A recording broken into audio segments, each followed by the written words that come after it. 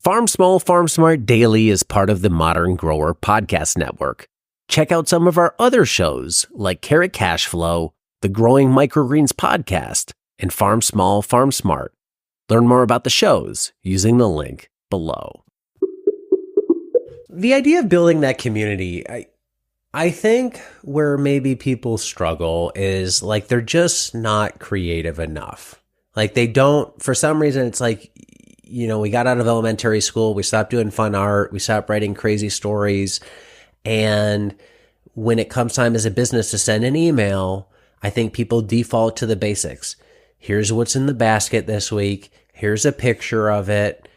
Here's a recipe. They come across as sterile.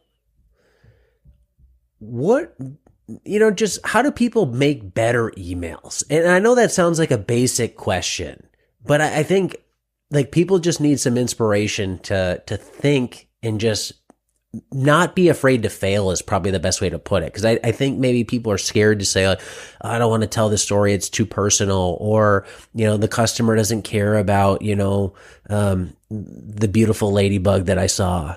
What do you think? What are your thoughts on that? Well, I think learning how to write a good email is a skill like any other that you have to learn how to do.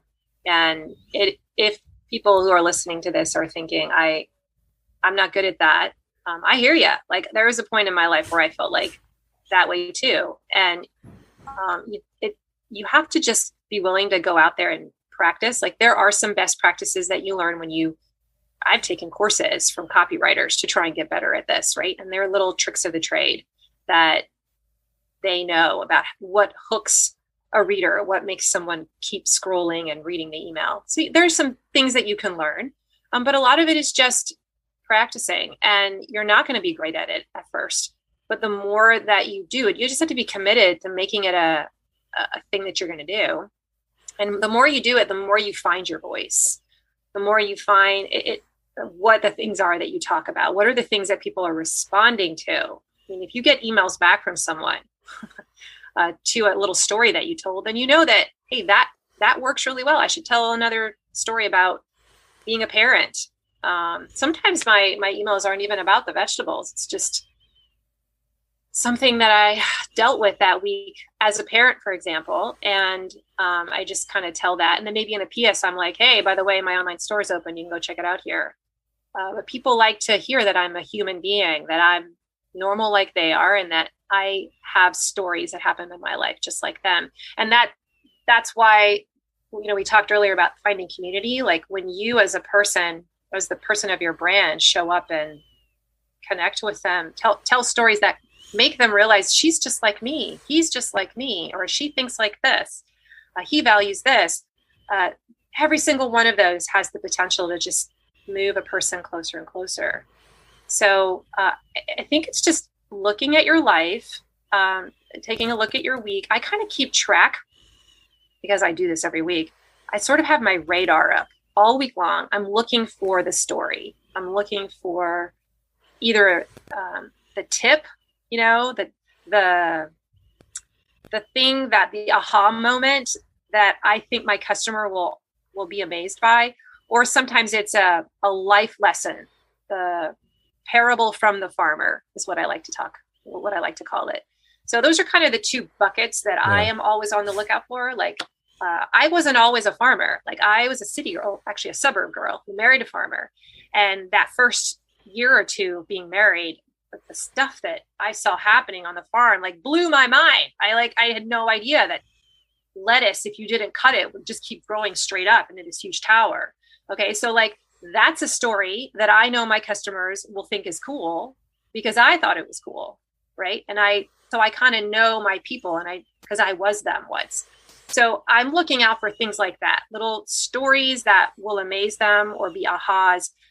Or it could be a how to use my product kind of story. Like, hey, I just learned this. This is so neat. I want to share it with you. So those aha learning tips, tricks, but also the wise farmer. So I grew up in ministry. I was a youth minister for 12 years. I did a lot of preaching. I did a lot of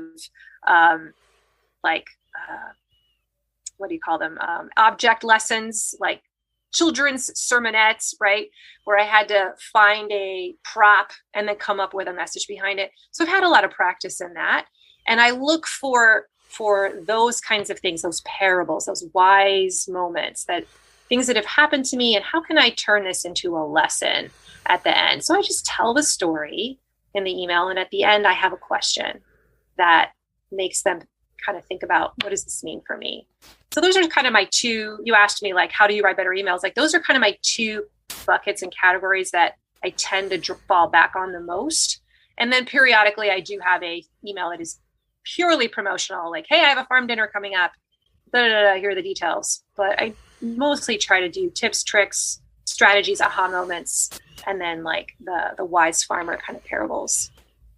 Yeah, I love that. And, it just reminds me of, I think this is a Stephen King quote, but, he said something like, in order to write well, you have to write poorly first. So somebody's got to start.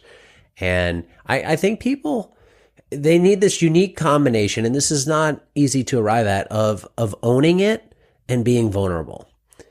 And I think that's just really hard for people to get to, of like, this is who I am unapologetically. And when I go there, I'm also going to share parts of me that somebody might say, I don't like it, I disagree, you suck, or, some level of bad on there. But then you got to go back to this, like this circle of, well, you own it. It's you. Yeah. And I people have trouble getting in that zone.